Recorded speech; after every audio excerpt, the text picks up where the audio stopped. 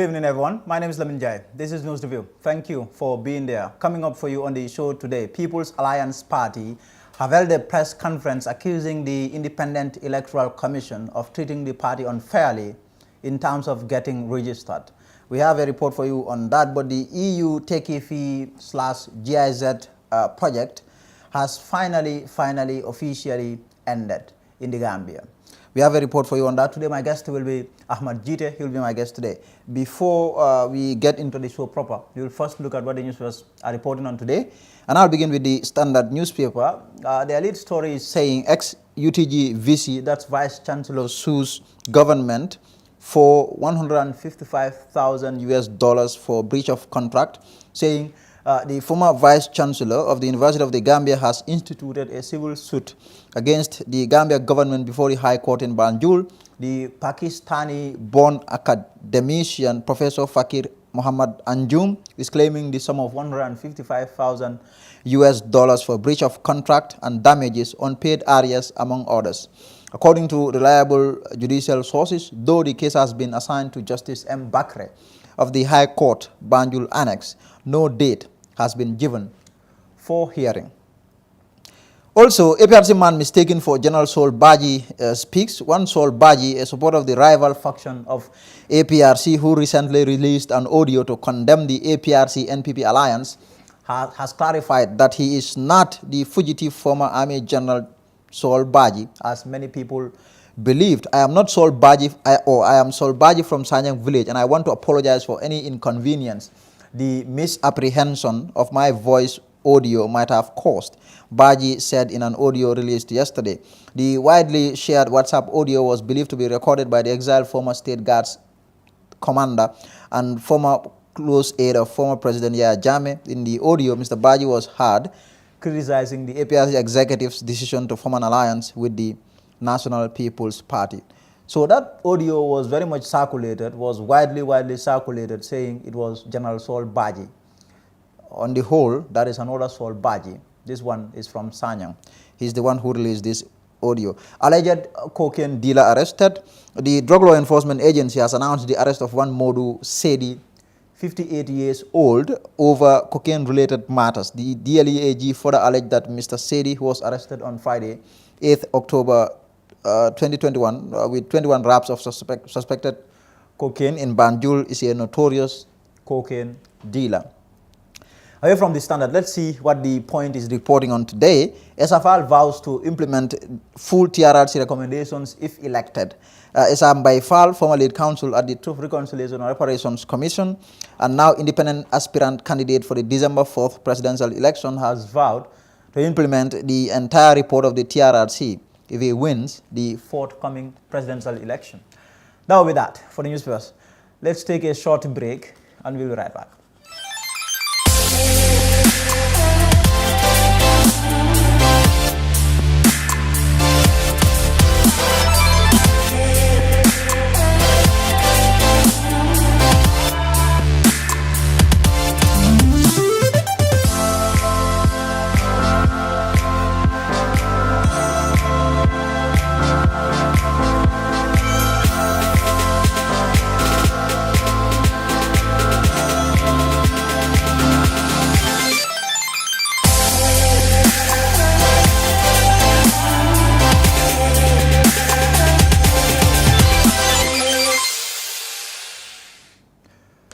Welcome back. People's Alliance Party today held a press conference to accuse the Independent Electoral Commission of treating the party unfairly.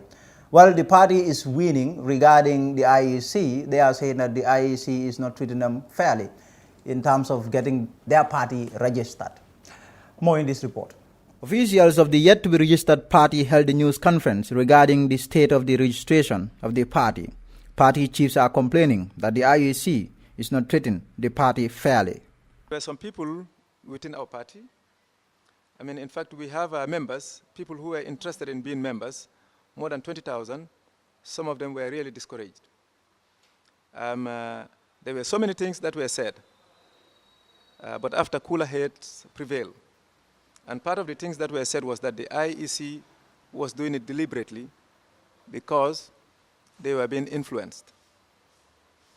In fact, someone confided to my uncle that we were wasting our money because the IEC will not register us before the elections. Where they get the source, I don't know.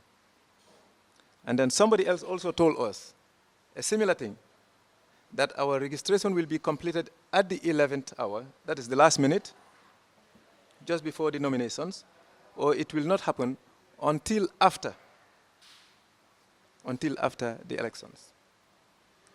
We thought it was definitely unfair to us, and we believe it's highly unfair.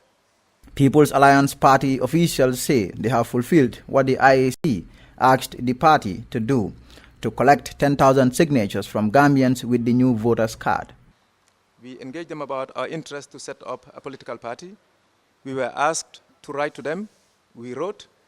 They responded and gave us a package with the requirements to set up a political party. Part of the requirements were to have a constitution for the party, to have a manifesto, a logo, the color, the emblem, and there was a fee of $1 million, and for the party to be registered, it has to be endorsed by a minimum of 10,000 Gambians, with at least 1,000 from each region. Now, mind you, this was in April of 2021. So we told them, yes, we'll proceed. We were given the green light. We went out across the country. We obtained all the requirements that were requested, including the endorsement of 10,000 Gambian citizens, as requested. Around June, we submitted all the documents to them, only for us to be told and written to that, yes, they've received all the documents that we submitted, but the endorsements from the 10,000 Gambians were done using the old voters' cards. And according to the IEC, the old voters' cards were null and void, meaning they were invalid or expired, if you may. We disagreed with them. We don't believe it makes any sense, because when we started to obtain the voters' cards, then only the old voters' cards were available. That was in April, around the middle of April. Now, around the 29th of May, the IEC started issuing the new voters' cards. And they've never communicated to us to stop collecting the old voters' cards. This was after a month and a half collecting the old voters' cards, when we already collected about 8,000 plus, endorsements. So we said it doesn't make sense, because they just started issuing the new voters' cards. In fact, the process was not completed then. So we thought it was unfair to us to be told at that 11th hour to go and collect the new voters' cards, when the new voters' cards were not even ready. They were not ready issuing the new voters' cards. But then we wrote to them, we said, okay, we are law-abiding citizens, and the IEC is the referee. If you know about football, you don't want to disagree with the referee, because they can find ways, to try to penalize you, whether wrongly or rightly. So we said, okay, we'll agree. We're law-abiding citizens. We don't agree with the decision, but we will go ahead and try to get the endorsements using the new voters' cards. So we waited. We went back to the field across the country after making lots of expenses, spending a lot of energy, time, and resources. Around the beginning of September, we were able to get 12,760, I believe, endorsements using the new voters' cards. So we submitted, based on what the IEC required, we submitted the new voters' cards, the endorsement from the new voters' cards. This was on the 6th of September. So we waited September up to the 29th of September. We haven't heard from the IEC. PAP officials say they don't want to be denied registration of their party and to contest the December presidential election. We are not going to kneel down on our knees to beg the IEC. It is something that we are entitled to. It is up to them and their conscience to do what is right or to deny the registration of the party before the nomination or do it thereafter. The leader of PAP, Ibrahim Tabora Mane, also revealed some of their members suggested legal action or to organize a protest. In fact, we've been told to take legal action. We've been told, some even have suggested by our members to make a demonstration, go to the IEC, and show to them that seemingly they are disenfranchising tens of thousands of Gambians. The December presidential election is just around the corner. More than 24 Gambians have expressed interest in the job of president. Ibrahim Tabora Mane is one of them.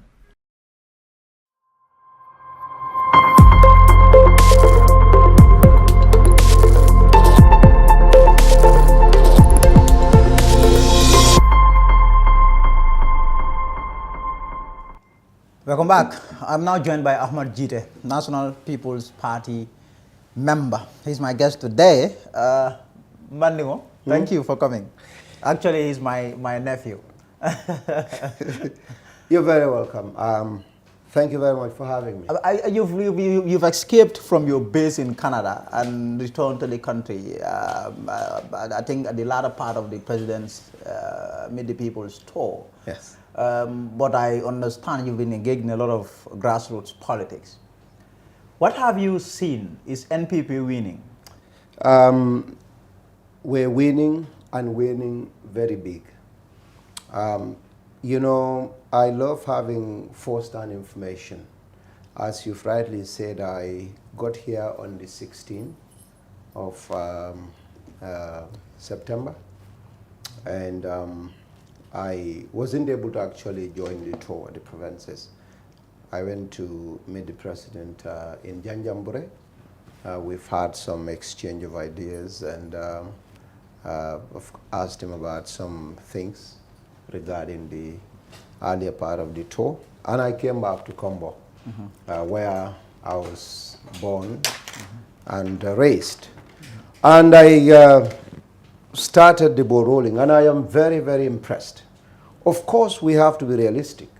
This is a very big hub when it comes to votes. You have over 350,000 eligible voters in West Coast region.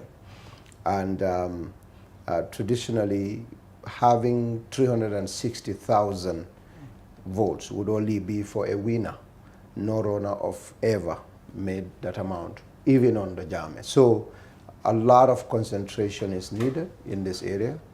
NPP is aware of that, but other parties are also aware of that. So there has to be a lot of work, a lot of efforts, a lot of concentration in the region. So I decided that I'm going to be here, and I have done a lot. And I can tell you, I'm very impressed with what I get. Here's the thing. What exactly have you seen on the ground? Because, I mean, all of the parties, at least what they have been able to do so far, or thus far, let me put it that way, is crowd in terms of the amount of people that they show in their pictures, in their videos. It's huge, it's massive. And this is true of almost all the parties, on all the big political parties. This is what is happening. Any political party that has a meeting, a rally, you see thousands of citizens really attending that rally. So in terms of what you have observed on the ground, you are saying you are impressed. What exactly have you seen? Well, I've been to very different communities where I would have thought traditionally would be for a particular political party, especially in Combo. But what I've seen and what I've heard from people firsthand is a different story from my initial perception. Because when I came, well, politics is about going for those that are not with you, not those that are already on board. And we've had some little, you know, kind of reach outs, engagements to, you know, gauge the opinions of people. Not me personally. I have a team. Some people are very angry with me, so basically I cannot go to them. But you know, we have our undercover people that are very ordinary to gauge the opinions, and it's been impressive. And in addition to that, you've talked about the crowds. There are political parties that would have a lot of crowd here. But when you look at MPP in particular, when it comes to crowd, it's very prevalent in all parts of the country. And traditionally, we have parties that are very good at moving with their crowds. Wherever there are, these loyalists from all over. You mean parties in this country do that? Yeah. Which party? I don't want to get into that for now, specificities. I don't want to get into that. I want to be very diplomatic today because my uncle, you're my uncle. So, you know, it's good. It's going very good for us, I can assure you. So in terms of when you meet these citizens, what do you tell them about President Barrow, about NPP? Yeah. So, you know, the easiest person to sell in this country is Barrow. You tell them about things that are out for everyone to see. A lot of, you know, opponents, a lot of critics would downplay the peace and the tolerance that the president has as an individual. But people that experienced what happened here in the past 22 years and are genuine definitely want to give the president second chance because of the dignity and the integrity of humanity that he has restored.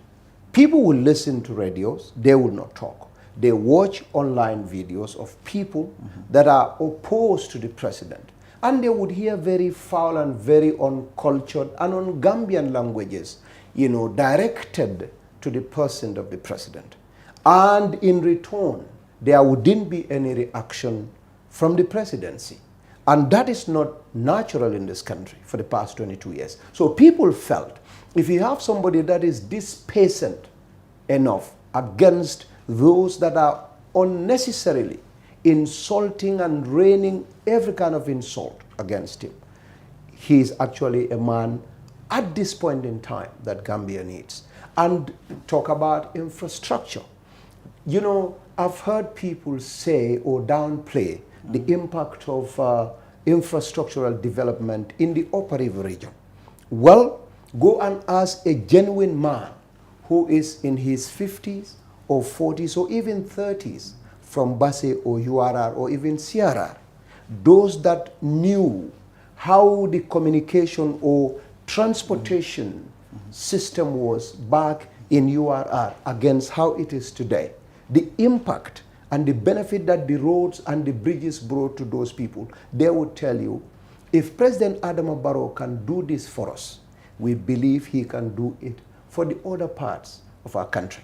And people know that communication is key. When I say communication, I mean infrastructural development is key in economic development, is key in the areas of high quality education, is key in getting us high quality food, is key in almost every aspect, good and high quality health delivery systems. So people are aware of this. They may not go to school. You may go to Facebook and speak big English, but to these ordinary Gambians, these are huge. And for these reasons, Barrow deserves another term.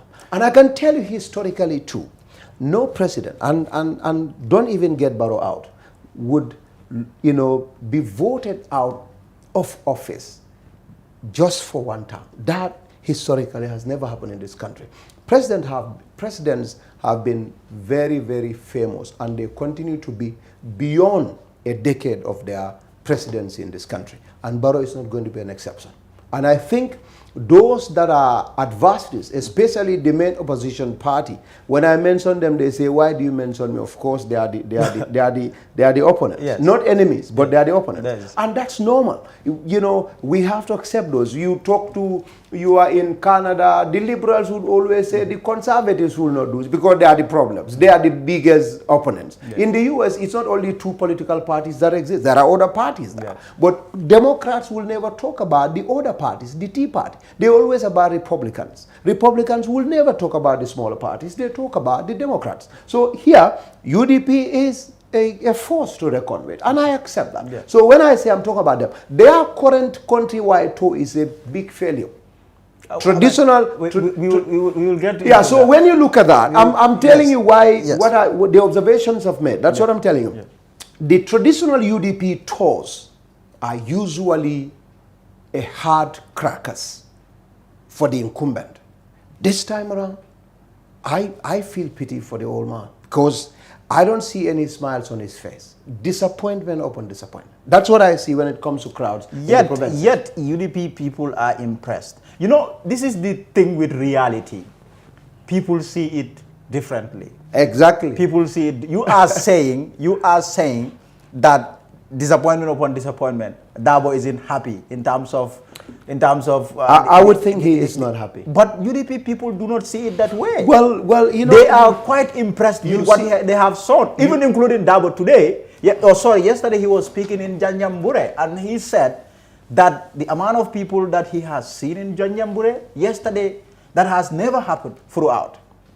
Well, I would take an exception to that, and I would disagree with that. I just wish there are records of UDP's previous political tours. You know, the crowds would usually be very impressive. And I can tell you that those that are traditionally with UDP and will go around the country for tours, especially as elections, you know, approach, you know, this is one of the worst as far as I'm concerned. But that is okay. I mean, as you've said, everybody would see it different way. But at the same time, we were talking about the guy, the Tabor, Ibrahim Tabormane, who said who is very confident he's going to win. Yes. There is no political. Even my good friend Bachili would form the next government, according to him. Yes. So, you know, every politician. Are you trying to dismiss my man? No, I'm not what you are doing. You are being sarcastic. You want to dismiss my man. I don't want our CC in Ghana to come for me. She's the eye company of Bachili, so I don't want her to come after me here. But, you know. Now, in terms of the areas, which of the areas are you not comfortable with in terms of NPP and its performance in those areas where you think NPP is okay? weak, So that weak? that answer will be subjective because I've never sat on the table where the executives discuss this matter or with the campaign manager or the team that is in charge of NPP's campaign throughout the country.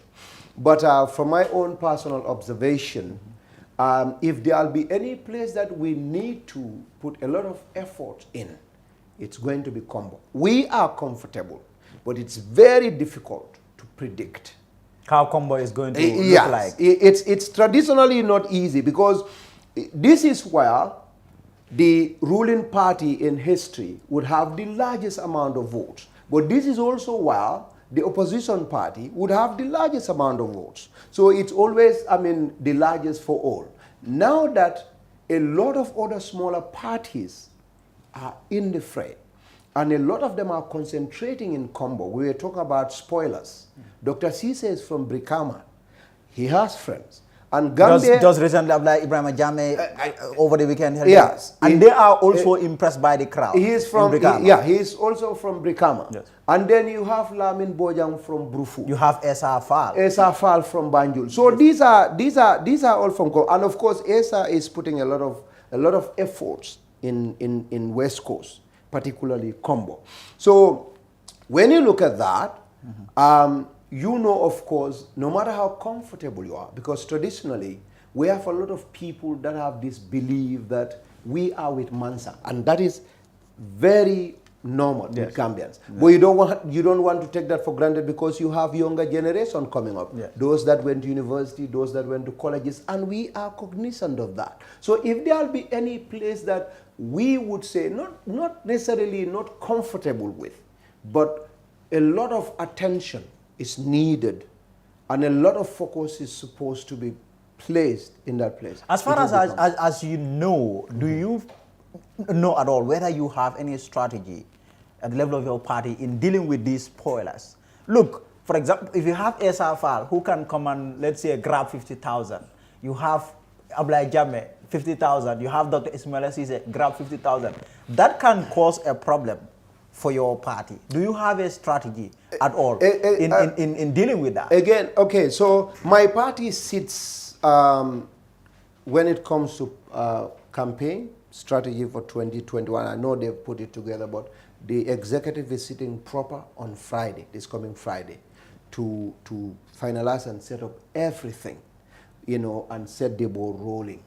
I know at some level, not at the executive level, as I've told you, I am not part of the executives and I'm not privy to what is discussed before we come on. But I know that, of course, there are always strategies. We have an open door policy. Every single individual that forms a party probably has interests of Gambia at heart. You might differ in views with the other parties. I'm sure the party leader and the party members are open. We even with UDP, we want them to come and join us. You want Dabo to come and join you? Of course, we would love that. We would love, in fact, all the parties to come and join NPP. Let there be just one candidate. The others would say, we have a coalition, so one party coalition, and we win. So I'm sure there'll be strategies to approach them. At this point, from the way we see messaging, it appears as if, though, that is going to be challenging, especially with those that you're talking about, Dr. Ismail Assise, Esa Fall, and if the third person I would want to mention is Mama Kande. Mama Kande has been approached for several times, on several occasions. And he's refusing to come? Mama will never accept a coalition where he wouldn't lead. For whatever reason, that's his right, and he's entitled to that because he forms his party, and his ambition is to become president. But yeah, we have strategies for them. Strategy one may be on top of the list, come and join us. If that is not possible, we are all going to the same people. SFL wouldn't stop me from even going to where his house is. I will not enter his house, but to go to the street where he lives to campaign. He wouldn't stop that. And that is why I believe in grassroots politics. You go to the neighborhoods of Honorable Hussein Dabo, you go to the neighborhoods of Adama Barrow, you go to Bibi Dabo's neighborhood and converse. And it depends on how much effort you put in to get the people, because it's a democracy, you cannot force anyone. The rest hopefully will be discussed at the table when the executive sit. Now, you have CIPRAS. They conducted this opinion poll and say NPP is leading in terms of the election. But you have critics who are people who are not really happy with this. They think this is bogus. This doesn't make any sense. And you have also even claims that the NPP might be behind this, might have sponsored this. I can tell you for certain that the people that did this, there are a lot of prominent ones among them whose membership in UDP we established. And in fact... You mean CIPRAS members? Yeah, there are members in CIPRAS supporters from the university that are 100% loyal to UDP. We knew that. And we are aware of the fact that, in fact, this report was supposed to be released much earlier, but it was delayed because of that. But then at the same time, when it comes to accepting or rejecting these statistical, analysis and whatever you call them, there will always be, people who would reject everything and anything that is not in their favor. Everything and anything that is in their favor, they accept it. You would have that. So, we commend it. Look, I mean, we have Facebook polls.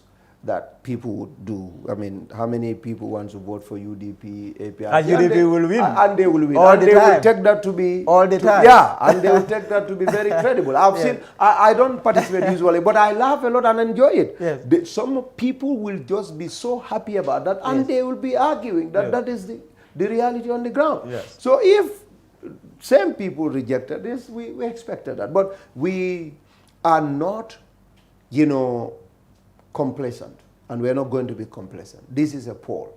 I'm sure you are a journalist. You followed the Hillary Clinton-Donald Trump elections in the United States. Yes.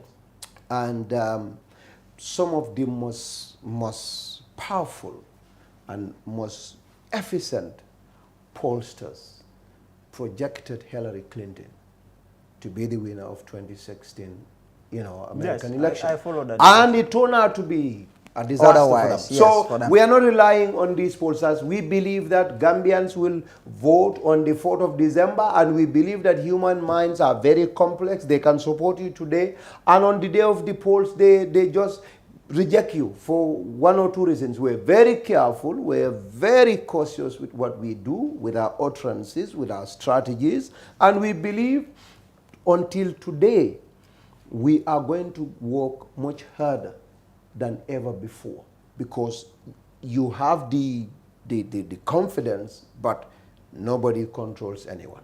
So we are not complacent. We welcome it, but we continue to work hard to win the elections. Now, you have the elephant in the house, the room, the alliance, NPP, APRC. Alliance. Yeah. This is something that has caused consternation in some quarters. You have a lot of people who have their reservations, of course, on the other side, who have reservation about this. I mean, they are not welcoming this. They said this is not the way to go. But within NPP circles, this is the way to go. Okay. So what's your view on this? Your honest view? There are a lot of questions one needs to ask, because a lot of people that have seen or heard oppose it on grounds of morality, because there is no legal basis to stand against it. And if there isn't any legal basis, I don't know why the need for anybody to complain. APRC is a legally registered, established political party that is allowed to run and operate as per the requirements of the Constitution. NPP is the same. These two legally established entities have every right to come together and form an alliance as they see and deem it fit. So a lot, like I would particularly single out Esafal, who actually has a lot of problems with this, and in fact he went to Victim Center to speak about it. Well, I equate that to perhaps questioning his own morality too, because anybody that speaks about this, you relate it to what you have no idea about. And if it's about the victims, you know, it is government that deals with victims, not political parties. If political parties come to government, they become government. And they now have... But how can you remove government from a political party? Well, if political parties are, if they are not... political parties that form government. Yeah, but if... So if, how if, can if, you say yeah, if a these two are different? Yes, so as far as NPP is concerned, we are not under any obligation internationally. US will never tell NPP, you have to do this, you have to do that. ECOWAS has no business with that. Yes. As soon as you get into government, you are obliged to observe international laws and treaties and agreements and bilateral agreements. So when you come to government, that is a totally different thing. So that's what I'm saying. It is government that is going to deal with TRRC and its issues. But let's talk about morality. Esafal went to the Victim Center, and I've said this. The worst criminal in Africa's history in terms of brutality is Charles Taylor of Liberia. He had even killed Gambians. We had Gambian contingency that went to, or contingent that went to Liberia to fight. Gambian soldiers. There were Gambian soldiers that got killed there. by the National Patriotic Front members or officers, that is under Charles Taylor. Asa Fall defended Charles Taylor. We had William Ruto in 2017-18, who was involved in a lot of massacre. 2007. 2007, I'm saying Yes. 17. Yeah. 2007 post-election Yes. violence, Yeah. where a lot of Kalenjins, Yes. Kikuyus massacred a lot of Kalenjins. The Deputy President, William Ruto, was defended at The Hague by Asa Fall. In Sierra Leone, Asa Fall defended war criminals. So if Asa is talking about morality, you have defended people who, when you combine, have killed almost 1 million innocent souls. That's not a problem in morality. You coming here and bragging about Yaya Jammeh facing justice for killing. I am not underrating how many people Jammeh killed. Every life is important. Is it wrong for a lawyer to defend well, if it is not wrong for a lawyer Yes. to defend, Yes. the lawyer is not wrong on legal grounds. Yes. And on that same legal grounds, on the basis of the same legal grounds, there isn't anything wrong with APRC and NPP coming together. So do you and think that's why Esa and is that's, doing this for political he is capital? doing it for certainly, and that's why because he has no legal basis whatsoever to say it. What is wrong with it legally? Let him quote a constitution. Let him quote a single act of our laws that is against this alliance. If not, if it is morality, Esa is the most immoral individual when it comes to human lives because he defended the worst of criminals. Charles Taylor is responsible for the death of over 700,000 if you combine Sierra Leone, where he was indirectly involved in supporting the RUF under Fode Sanko, and in Liberia itself. He defended Charles Taylor. He defended William Ruto, the current deputy president of Kenya. Where is morality? Are those lives not important? So he has no morals to come and tell us about morality. Because his campaign, the strategy is attack the president because he is the person that he has business with, right? I mean, anywhere he goes, he says, okay, he cannot do the job, he's incompetent, put me in, touting his education, his experience, his background. The only Gambian who worked in 3 different international organizations. Well, I mean, I have nothing against him saying what that he he's wanted educated and, and all of that, yes. Okay, I had no problems with that. And, you know, anybody can be proud of that. We're proud of the fact that he got the education. He went to the level of the international community with the help of course, Jammeh government. You know, we're very proud of the government for helping him through Minister of Justice to our legal department in Washington, D.C., the Gambia Permanent Mission. He was sent there by Yaya Jammeh. And he got the opportunity and went to the United Nations to work. We're proud of him as an individual. Mm-hmm. But you know, lawyers have to be, you know, exceptional. If you're a religious scholar, you don't behave like those that are not religious. If you're a lawyer, you have to behave as a lawyer. Mm-hmm. What is not legal is not legal. But what is legal is legal. Stop talking about morality when you are morally bankrupt. Asa has no morality. And if you argue from that point of view, they will say he has nothing wrong because that is law. And I accept that. And we have nothing wrong. We have done nothing wrong, you know, aligning with APRC legally. So, you know, seeing him at the victim center, that's fantastic. He can go there. But Asa is the #1 spoiler of this TRRC. Because the fact that Asa Fall paraded himself as the lead counsel, a man that is supposed to be neutral between victims and perpetrators. Asa's stance, Asa's personality is very critical in what happens when it comes to the outcome of this TRRC. Now, I, as a supporter of President Adama Barrow, I am seeing Asa as a man with an ulterior motive from the beginning. And that's why perhaps the TRRC of course he has used it as a political platform, 100%. And if I say that there is no why anybody can himself famous and all of that. Yeah, and in fact, treating certain individuals in some very terrible way. Sometimes I even, before Asa came out, I am one person who never met Asa Fall. And I am one person that was very careful. I told this to someone that will be watching me. I am not comfortable with the way Esa Fall is conducting this TRRC. I don't know.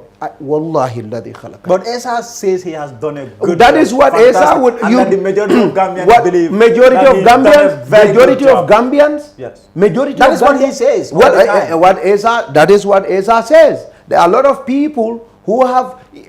Esa insulted Imam Fatih here. Esa has disrespected religious scholars here. Esa has disrespected certain members look,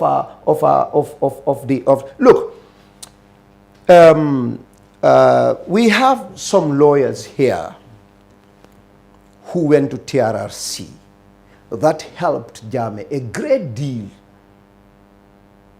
The way Esa treated them, some of them, he did not even want to be at the panel.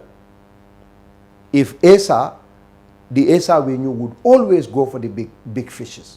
Anytime there's a critical person, anytime there's an important person who played a huge role, Esa will be the one to take the seat to get to those people. We had a former justice minister here. Esa was nowhere to be seen.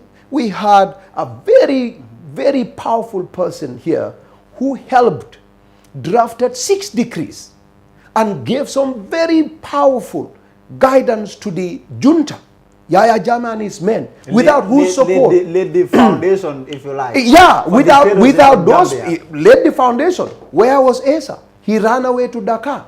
And so it's very clear. And for the fact that he had declared his intention, I say, Esa, you have destroyed this TRRC.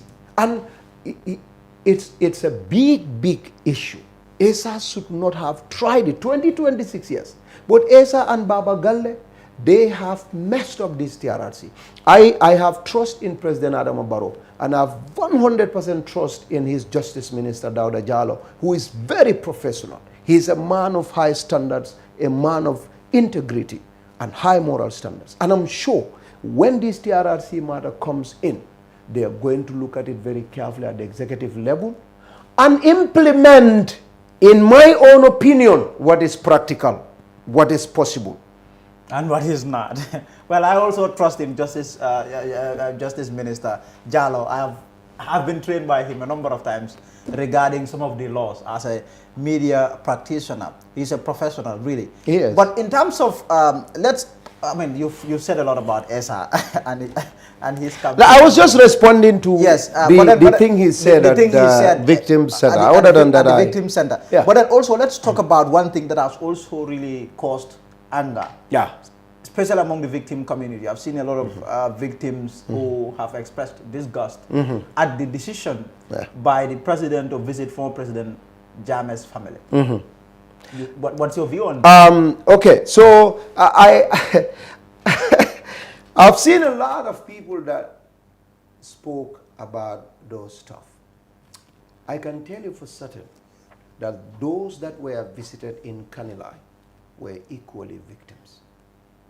Yahya Jammeh, just allow me speak, my uncle. Yahya Jammeh, you will remember, had a sister and a brother killed, Mercy and Haruna Jammeh. Their daughter was at the TRRC. These Mercy, Haruna, are related to the Seni and the others who were visited. If you consider Kanyiba Kanyi's family, Basiru Barrow's family, and many others who are no longer with us, may God be pleased with them, their families as victims. I don't think you should exclude Mercy Jammeh and Haruna Jammeh's family as victims. They are brothers. Seni, they are brothers to Mercy and Haruna who Yahya Jammeh killed. So when you visit them, you are not visiting perpetrators. You visited victims. I am a victim indirectly because my brother Abubakar Gitteh was victimized. We are related. Basiru Barrow's daughters said they are victims. It's not them that Yahya Jammeh killed or whoever killed. It was Basiru Barrow, their father, that was killed. And naturally, they are equally victims like the ones that the president visited. The other thing is, directly, Lantombong Tamba was happy with these visits in Kanilai because Lantombong, you knew his history. And not only Lantombong, We have a lot of old women and men in Kanilai that came out to meet President Adam Barrow to cheer him and to say thank you to him, who were victimized and accused of being witches and wizards.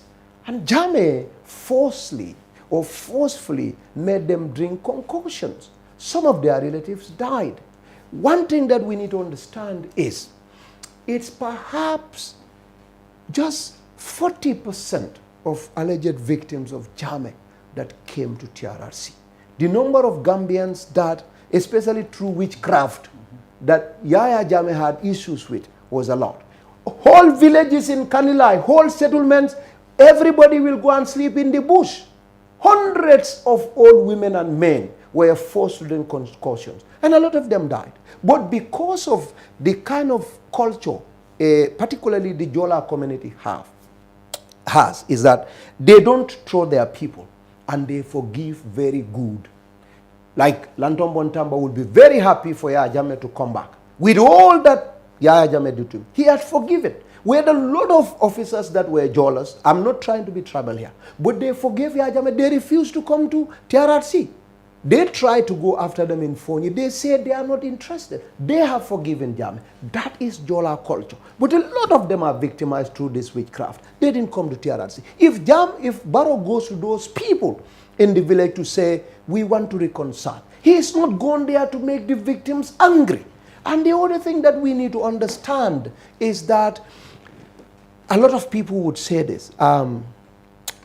Those of us, or those that forgive, like Fatimata Jawara, for instance, she has no problems with Barrow going to this place. And not only Fatimata Jawara, Lamin Jada of West Coast NPP, he has no problems with this. And he's a victim. They are victims. They are 100% victims. They are victims. So if those people decide to forgive and you make that a problem, you're making something unnecessarily difficult for us as Gambians. Because we're Muslims, we're Christians, and we have cultures. And our religion, which is Islam, God has made it clear that we can forgive. You pay back. فَإِنْ عَاقَبْتُمْ فَعَاقِبُوا بِمِثْلِ مَا عُوقِبْتُمْ بِهِ وَلَئِنْ صَبَرْتُمْ لَهُوَ خَيْرٌ لِلصَّابِرِينَ. That is, to make that very simple. If someone does something wrong to you, pay back. That's what Allah said. It's fair. But it's acceptable. It's a lot more valuable to forgive. Allah says forgive. If you forgive, forgiveness is better than revenge. Forgiveness is better than punishment. That's what God says. Now, there are Gambians who believed in that. There are Gambians who accept that. And Jola culture is very much in line with this verse of the Quran. And that's why this APRC-NPP alliance has made a lot of them happy. Of course, we have some elements that are not very happy. You have a breakaway faction who are even saying that on Friday, Jammeh will address them. Yes, and I have all the respect for them. That's an internal matter, as far as I'm concerned. And we have to respect them. I'm sure they have issues, but they will be able to, settle it. They are not the first ones to have that. UDP is broken into two. They cannot solve the problem. First, Wajuara left. He said, to hell with UDP. He's gone and formed Ndam. Yeah. They cannot solve that problem. Yeah. Second, Adama Barrow is gone with half of UDP. They cannot solve it. Yeah. So that is not an unusual thing. All the time it happens to political parties. That's very normal. That's very normal. So Barrow's visit to Kanilai is not to visit perpetrators. One thing what the critics also said is that his visit to Kanilai was out of political expedience. Okay, he wants to just win. This is just political. I know a lot of them are UDP supporters that I've seen. I'm saying from experience. Look, we cannot be blind to realities of politics. If Barrow wants this for just, there is, of course, political element to it. But there isn't a single genuine compound owner who wants to have a divided family to preside over. Nobody.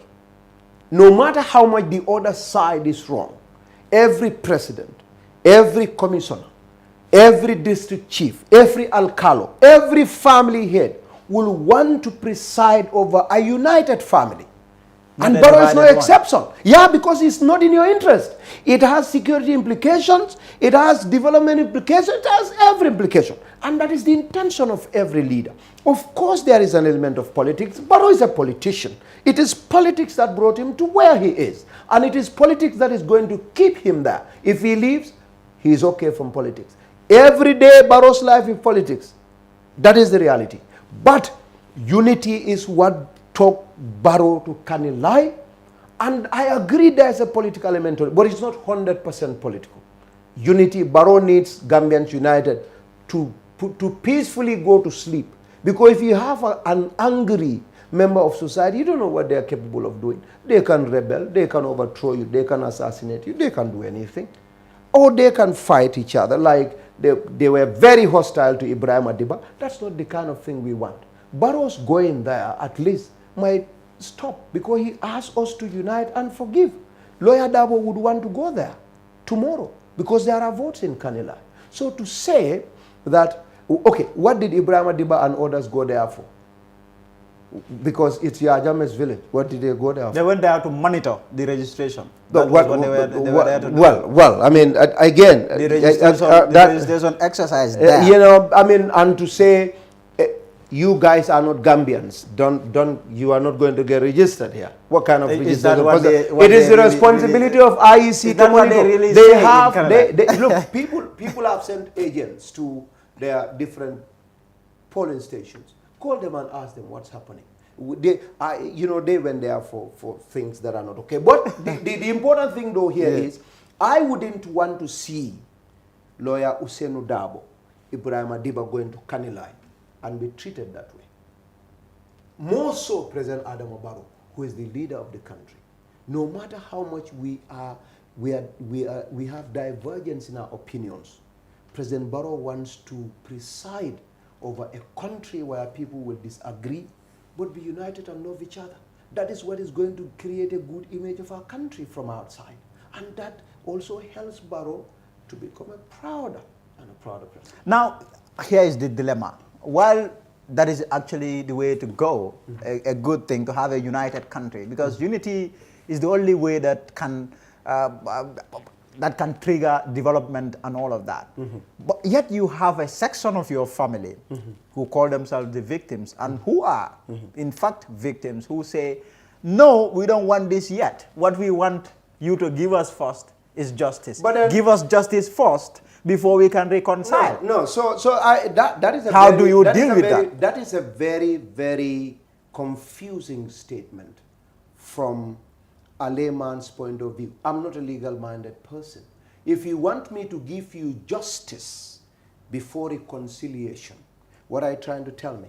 Those that have perpetrated against you, punish them. That is what justice is.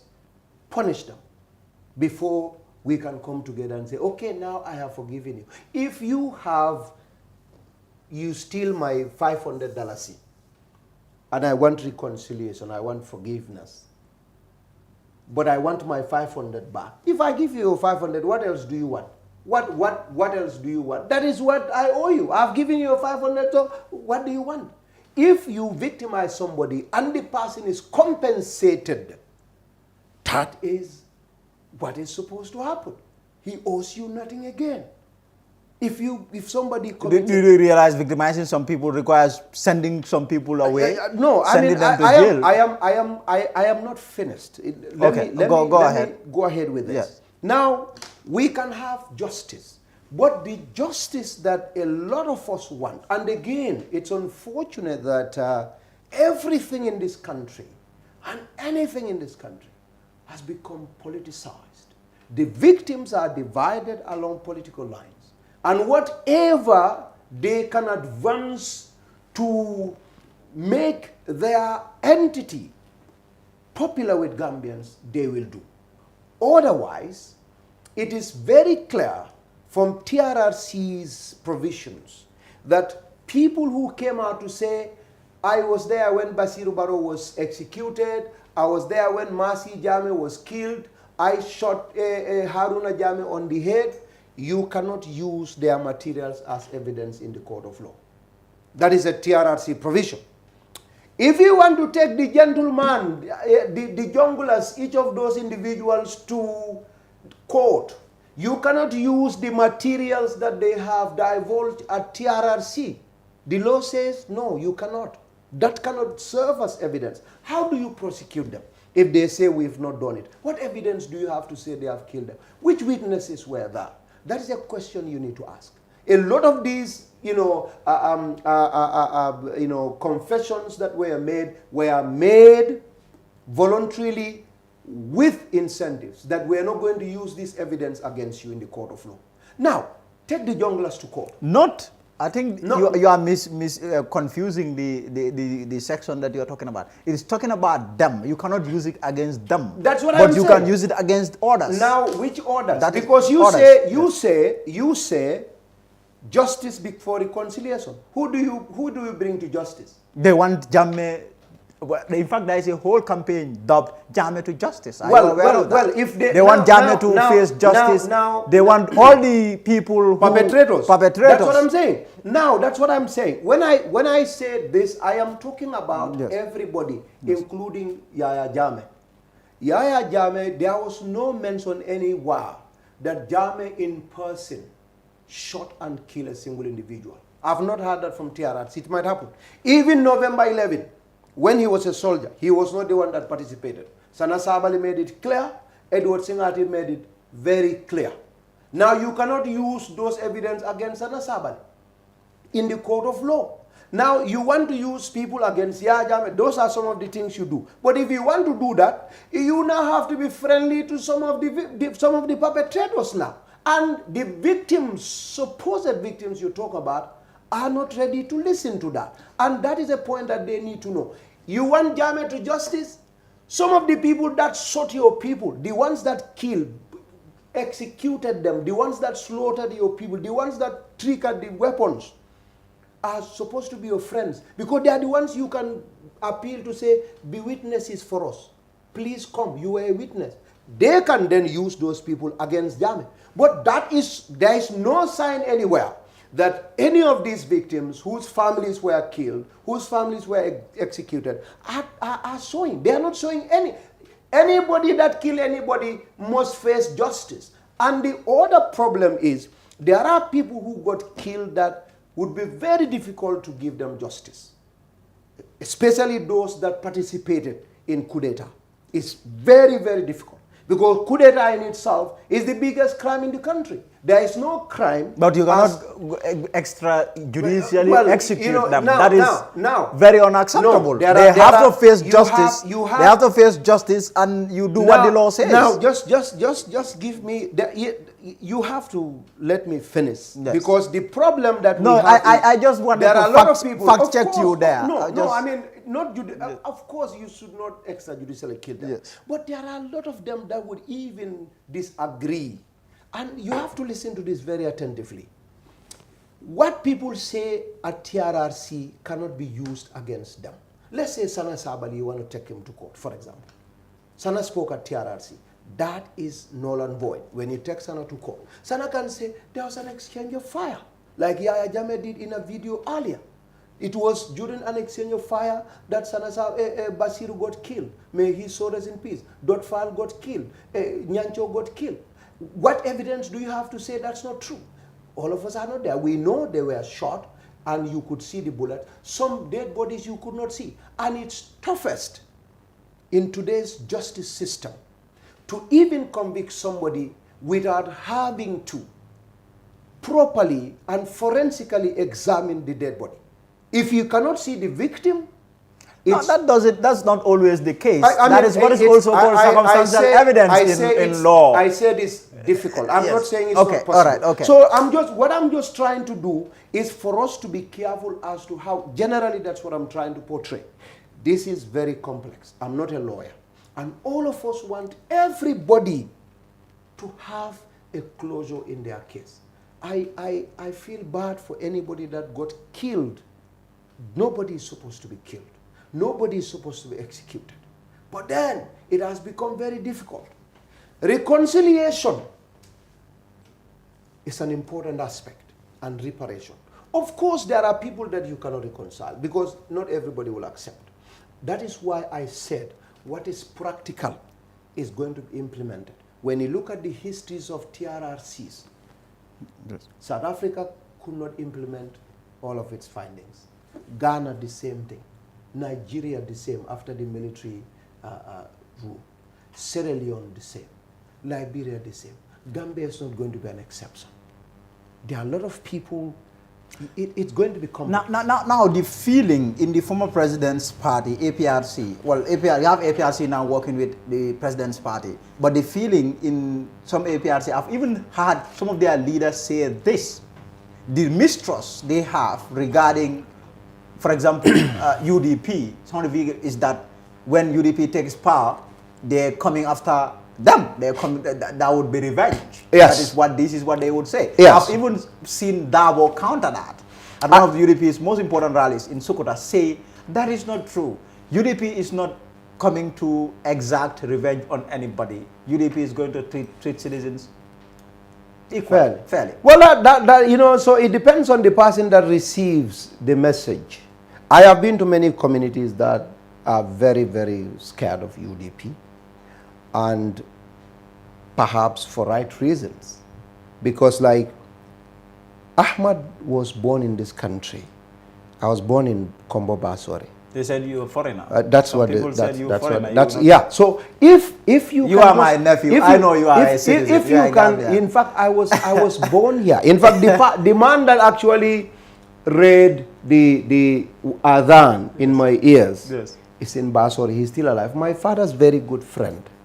And if a group of people who were actually seeing me as a hero, a very genuine Gambian, when I was in UDP, you've never had a single individual say that you knew I was in UDP. Foreigner, yes. You knew I was in the struggle. Of course. Everybody, apart from perhaps APRC, were very happy with me, including those today that are calling me foreigners. If that is the type of personality and attitude these people portray to people, you equate them to the white racist who have nothing genuine, nothing beneficial, nothing important to talk about people, but them being non-citizens. Go back home, you are a foreigner, you are a black, you are a Muslim, get out of our country.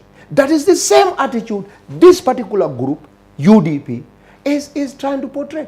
And they have done it to very many people. A Manjako guy in Manjai had a fight with them.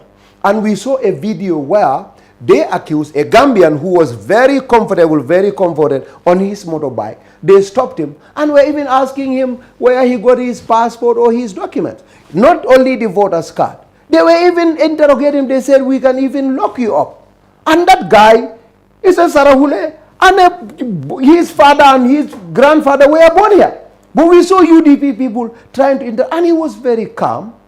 The guy that was in Manja even fought with them during registration. That guy had 2 passports. One expired. The other was what he had. But they still say he's not a Gambian. And you knew, of course, you witnessed that. And every Gambian witnessed that. If you want to be that kind of person, and you're saying, if we become president, we're going to send you home, you're creating a problem.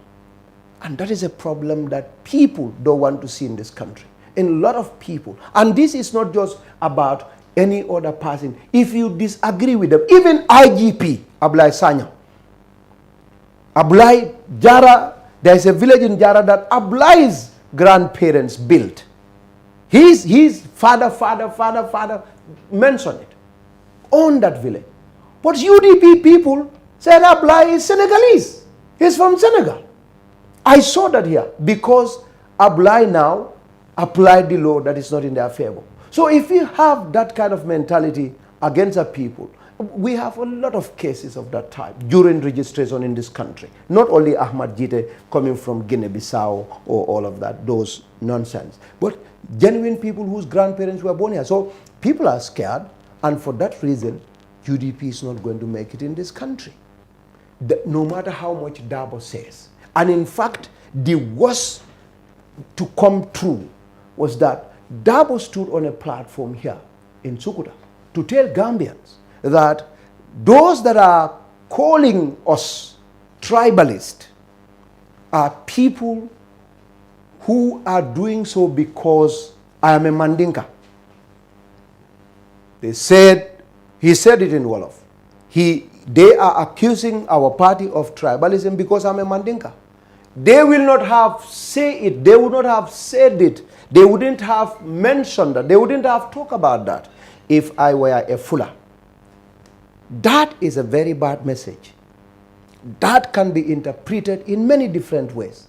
That has a lot of implications. So if we have people, trying to, someone, in fact, they would call me a tribalist, but someone at that age, someone whose education and experience and interaction and traveling is immeasurable, standing on a platform to speak in that manner to Gambians, you begin to get scared, especially if you're from a Fula community. And that made some people believe, in fact, that the fact that UDP people are saying Barrow is now empowering Fulas against Mandinkas is perhaps from Dabo. So people are genuinely scared. And I know, I am a Mandinka and I interact extensively with these people. And what you are saying is what all of them are saying. They will not talk. They don't want to fight. They don't want to be involved in any unnecessary activity. But there are votes here. When the outcome of elections is produced here, you would figure out that what you are actually saying is something true. People are really scared of UDP because of the way they treat people and because of the way they try to bring that division that you are not with them, you are not a Gambian. That is deeply rooted now, and people are prepared to prevent them because of that reason. Now, the other issue is the president and some of the development projects that he just inaugurated. I know when I get into this, people will say he's doing PR for NPP. Actually, they say you are NPP now. He's the but NPP, me, I accuse you are UDP. He's the NPP spokesman. when you say that, people, they don't believe that. They said, okay, they're just trying to whitewash things. But then, that was a very important moment. The issue of the president inaugurating all these roads and bridges in the URR. Really, I know you have some people who dismiss this and say, this is not important. In fact, what is this? You have people that are critics who are dismissing it. They think the president is a joke. What is infrastructure development? What is road? What is a road? What is a bridge? Really, people are saying that in this country. Yeah, and I've seen it. And it's a pity. A lot of people actually on Facebook are our brothers and sisters in the US, in Germany, in Italy, in France. There are a lot of them that I do not blame because we have a lot of our young people that are not very educated and they do politics with emotion. I'm not bothered about those. But I get very, very, very sad when I see a doctor, someone that has a doctorate degree, who served this country up to the capacity of foreign minister, and left this country to a particular country in the world, trying to make this look like Barrow tried to be, divisive. Actually, the bridge was named after Samba Juma. Yes. Samba Juma Bridge. For any genuine person from URR, especially those from Basse, you ask them, whether they are in UDP, they are in APRC, if they are in their 50s, 40s, everybody according to folks from this, and knew this guy, Samba Juma, a man that was very helpful to the young people, a man that is very, very generous with his boat. He would help people cross. He would go for people that are latecomers. The ferry is no longer there. The man was just there to help people. He was poor in terms of money, but was very generous. And these are the kind of people we want to celebrate. These are the kind of people we should celebrate. Naming the bridge after that, breaking news. Barrow named the bridge after his mother, Najuma Jal. But this guy, Samba Juma, before, as an educated person, man said, God would say, Fas'alu ahla dhikri in kuntum la ta'lamun. Gambia is a very small country. If you don't know, ask. Just little research, 2 phone calls, you can establish that. We all know, everybody here knows somebody from Basse in his or her 50s. Ask somebody. Is there anybody has there been any individual who own a boat from Basse called Samba Juma, whether Jalo or Jawa, I don't even know, Samba Juma, and ask them, how good was he to the people of Basse or to the people of URR? Okay? When it comes to infrastructure, we have people that are able to drive 2 hours to work in the US and come back. They are not bothered because they know the road is so good, is so wide, and is so smooth. There are people in the US, in UK, in Germany that will drive 1 hour to go and get stuff done. There are people who live anywhere they want to live because they know they have no problem going to the markets, they have no problem coming home. They have no problem staying far away from their jobs because the infrastructure, the road connections are excellent and they are able to go there. In the Gambia, West Coast is inundated. KMC is overpopulated because developments that were supposed to be decentralized since Sadauda's time were not. They would tell you that under Sadauda, you had almost 9 ministers at some point that are from URR, including a Vice President, Hassan Musa Kamara. 9 good ministers. I don't know all of them, but I know Hassan Musa Kamara at some point was from URR. I know Honorable Umar C. was from URR. I know MC Jallo, who is actually alive, from URR. And I know many... MC Cham, you know, yes, from URR. These are from URR. There was never a road in URR. The bridge was never built. But these people have been paying taxes for the past 50 years. Nobody would deny that these people, Honorable Umar C., Honorable Hassan Musa Kamara, they were paying taxes like you and I in Combo. Some roads here were built 3 times. They got built, they got spoiled, they got replaced again, they got spoiled. The 3rd time, Banjul had around 2 bridges, the ones I know, because the current Denton Bridge is not the original bridge. But there was never a bridge between Basse and Wuli for 50 years. But people think that is a joke. Go and ask the people of Wuli. They appreciate it. The people of URR appreciate these things. And now, because of these roads and electricity that is going there, decentralization has started. Barrow built a college there. They opened high schools there. People don't want to send their children to Combo away from them to come for further education. Everybody wants their kids to stay with them. Or at least when they are going, it's going to be by choice, but not by, force. You have no high school or you have no college. If you want to go to college, you need to go to Brikama. If you want to go to university, you need to go to Combo. Yeah. That is what Barrow wants to stop. And with communication, somebody can now get his or her tomato from Wuli to Basse and sell it there and go back. There were times when, if the ferry goes, you don't. You sit for 1 hour. If the ferry has a problem, you sit down there for 2-3 hours. Sometimes a whole day you cannot go if you don't use the small canoes. These are impediments. These are stumbling blocks for economic development for the people around these areas. Now the bridge is there. You can put your pan on your head. You can collect your 2 hands. Ila sise duntumbalu. Ye chika wuliete wafi bas marsere mano sa wale tulo sa emuru. In those days, you have to wait for the ferry. Pureda sise dundum flower. Nim ferry yo problemo soro. Ite sise waflete tulo soro la dinne wolte domorokel. You are looking at those developments as nonsense, as jokes. You are a joke. Gambians should stop this. Where there is Jew, give it. Barrow is not doing this for Barrow, and that hate has to stop. I've told someone else that no matter is it because, let me finish this one. Yes. Just 1 minute. Yahya Jammeh built this Costa Road. This road from Sting Corner. Yahya Jammeh built Petroleum House. Yahya Jammeh built the university infrastructurally. He built the TV. Where is Jammeh? He's in Equatorial Guinea. Usain Dabo is flying on the roads. He doesn't have to agree.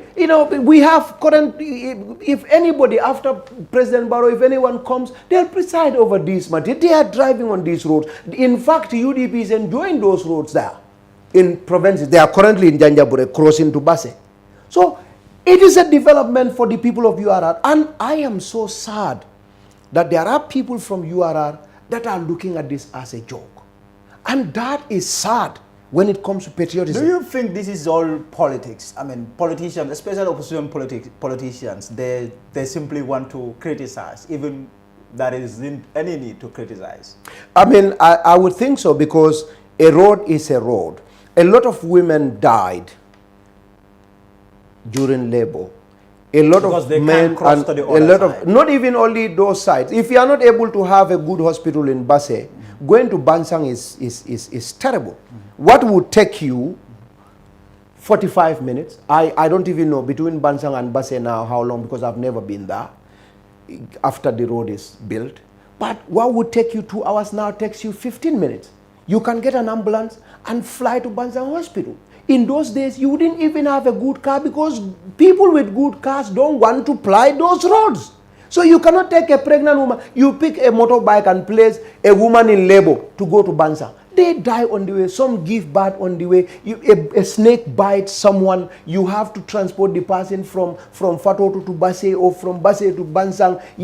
There is no road. You put somebody on a donkey cart. You put. Sometimes you don't even do that because you know that it's impossible to take somebody urgently from Basse to Bansang Hospital, which is the closest, biggest hospital you have around that end. You end up resorting to traditional healings for a snake bite. How many people died since 1950 for that? How many people perished in that road trying to cross using small canoes between Basse and Wulli from 1965 to when this bridge was built? You think about all those people because of your hate and the thirst for Barrow. You dismiss all of that. And you have families from Basse that are, clapping for people that are downgrading or disrespecting those developments. I have pity for them. I love one people. I love a group of people. Banjul. They are few. But Banjulians know what they want. And I love that about them. This infrastructure... They can be grateful, huh? You don't have to be grateful. This is about do me or do you. It's very important. and I love them for that. This sewage problem that Barrow is solving for Banjulians is a game changer in Banjul. Of course I know the mayoress is a force to reckon with. See, I help a lot of people at the individual level. But she's going to face a very tough and a very stiff competition. I know her personality as a very generous person. Yes. I knew about that. Yes. And she has a lot of connections. Of course, her dad, the late Malik Lowe, was also very influential there. But this infrastructural development has brought a lot of oppositions against the passing of Mayor Lowe and Ajiam Seka, who is the deputy leader of you. So we are running out of time. I know, Ahmad, you are a politician, but someone who is also very much in love with Islam. We've seen the imams. The imams have also been attacked. Imam Mohammed Lamin Toure was picked from his house. Well, he is saying that UDP deceived him. He didn't know that they were going to take him to their office, their UDP bureau in Gunjur. He went there and he made it clear. He came out to say that he is an imam and imams cannot be seen to be opposing a government leaders. That is not something that is accepted in Islam. He faced some backlash regarding his comments. I've also seen Sheikh Bucham use his last Friday's sermon to defend him, but also to attack the opposition.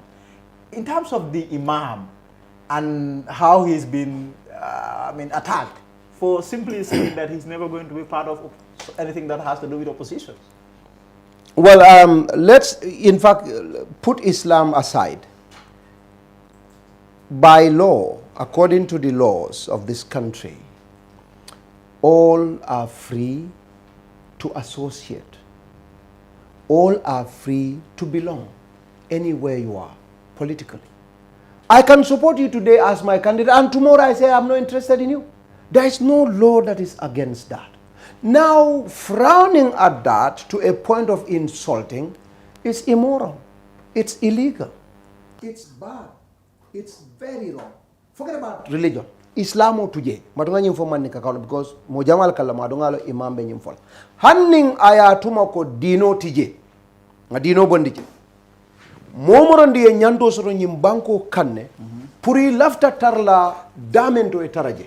nte lafta UDP la nga taraje nte lafta Baro la nga taraje nte lafta APRC la nga taraje adu momo e nyanto soto le fana salfana wato e konde ka Usain Dabo le support alansaro e faling e konde ka Dr. Cissé le support fitiro e faling ko malaf docteur la lafta Lamin Bojannal luwa mon problème soto nimmo e woke ite ya ne wola ite la tonye imam ñol ka dino fo adum of course dunia be nyame ye min folom momo minti wala ke kontane kullu hizbin bima ladayhim farih momo min be bulu ila background yi ka titar wala bari ñili ye dino le karam ye alal karanin kila ila baluwo be yo le karam man sata la fo qur'ano ko la katol millada alal albula ala noma na la kila ana la nyaton ko wol mu dina nyaton kolti ani man sakew wa atiullaha wa atiur rasul wa ulul amri minkum wo mu qur'ana ayolti ya fam lon nan nata fasar rol ke imam ñol yo karang ceb cham ñol yo karang mbebula la man sale noma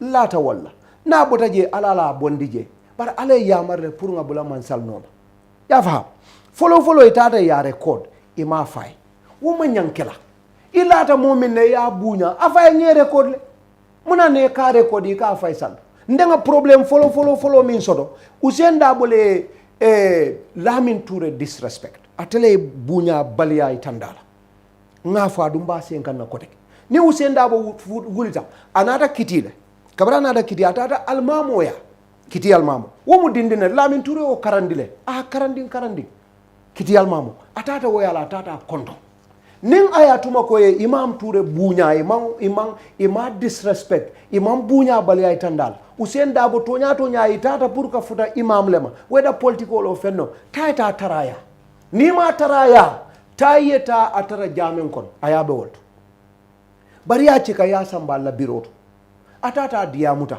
imam mu moleti mi alon ko mo sone ata manke moti min se mo batande wo motati anata kuma nyimalfo ya muta ya record ali ya janjade ima fay ko mbe record la adama dum ka mi se ko kenak bar say wo ka ko say ndala fo say ma fo mfata ngam fo say mfata la wo fana problème on ya muta ya nen wo mu kulete min adum mi ya be batandi min jawyata beti Usain Dabo be dere amam fem ala ko lati na nyimbe keta afamo be bengoto kabiri nyimbe keta ye imam muta ya nen abe tola aya kalamuta hani kuma kila mafu Fatoumata Jawara kumol fa jam malaf ka sewol kam e komi anna barobe lorin Fatoumata Jawara ayo kuma sifal fo Usain tada ka fo siaka jata e ko i pare ni yentiñano nin se tiñano mbe tiñal wala kam fata bak baraje ko dindi wala mutayane atala dindi ngolu mi yalon ka atala ya tinna ye imam bonda ya samba kata atala biroto amanta imam kan aya amanta imam kan jamen kon itata taraya imam diamuta